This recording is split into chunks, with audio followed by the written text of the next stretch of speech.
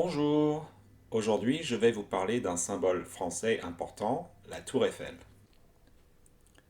Alors, la Tour Eiffel est située dans la capitale française, Paris, dans le 7e arrondissement de Paris, au bord de la Seine. Elle a été construite pour l'Exposition universelle de 1889, à l'occasion du centenaire de la Révolution française. C'est Gustave Eiffel et ses collaborateurs qui l'ont construite. La Tour Eiffel est le quatrième site payant le plus visité en France, avec environ 6 millions de visiteurs par jour. En fait, le premier site le plus visité, c'est Disneyland Paris, le second, c'est le musée du Louvre, et le troisième, le château de Versailles. Alors, ça a pris environ 2 ans pour construire la tour, de juillet 1887 à son ouverture au public le 31 mars 1889. Vous pouvez voir ici les photos de l'époque qui montrent la construction de la tour. Je trouve cette animation très intéressante. Alors plus en détail, la tour mesure 330 mètres de haut, si on compte les antennes, parce qu'au sommet de la tour, il y a des antennes de radio ou de télévision.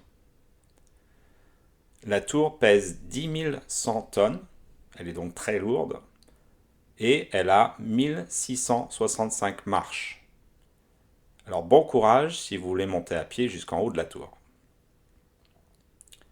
En cas d'orage et d'éclair, la tour est équipée d'un système de paratonnerre du haut de la tour jusque sous la tour dans l'eau. Quand la foudre frappe la tour, l'électricité va directement dans le sol. Cette photo date de 1902 et je crois que c'est la première photo qui montre la tour Eiffel frappée par la foudre d'un éclair. Alors j'ai regardé un peu les prix des billets pour visiter la tour. Si vous souhaitez prendre les escaliers et monter jusqu'au deuxième étage, vous devrez payer 14,20 € par adulte ou 3,60 € pour les enfants de moins de 11 ans. Si vous préférez prendre l'ascenseur, vous devez payer 22,60 € par adulte pour aller au deuxième étage ou 35,30 € pour aller tout en haut de la tour. Alors ce qui est rigolo, c'est que la société qui gère la tour, elle vous propose un tarif avec une coupe de champagne. Ça, c'est très français. Ça vous coûtera 58,30 € par personne dans ce cas-là. Au deuxième étage, vous trouverez le restaurant Jules Verne, qui est très connu. Il a 2 étoiles au guide Michelin.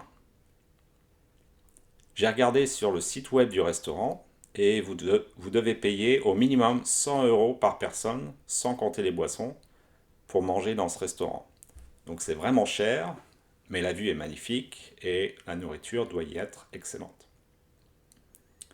Alors un fait amusant, c'est qu'il y a en moyenne 2 demandes en mariage par jour dans ce restaurant. À croire que beaucoup d'amoureux venus du monde entier ont la même idée. Rapidement à propos de Gustave Eiffel, celui qui a construit la tour et qui a donné son nom à la tour. Il a vécu longtemps, il a vécu 91 ans. C'était un ingénieur et un industriel français. Il avait beaucoup de génie. Sa spécialité, c'était les constructions métalliques. Il a surtout construit des ponts et des viaducs en France et à l'étranger. Mais il a aussi participé à la construction de la Statue de la Liberté, à New York. La statue elle a été construite par Auguste Bartholdi, mais Gustave Eiffel a participé à la construction de l'ossature, c'est-à-dire de la structure à l'intérieur de la statue.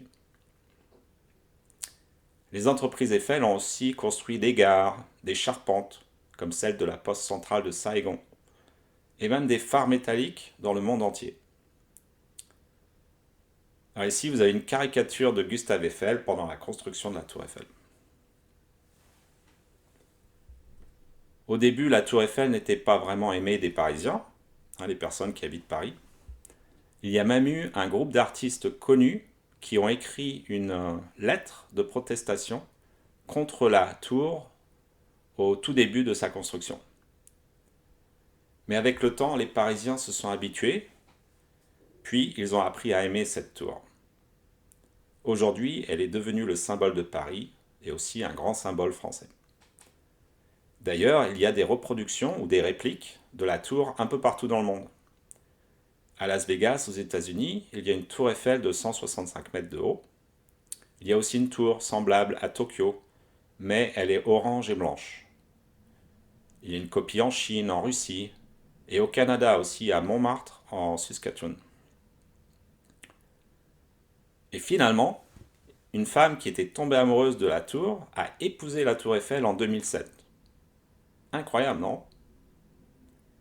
Allez, je finis avec une petite blague sur la tour. Un touriste demande à un employé de la tour si les personnes se jettent souvent du haut de la tour. Et l'employé a répondu: « Oh non, monsieur. En général, ils ne le font qu'une seule fois. »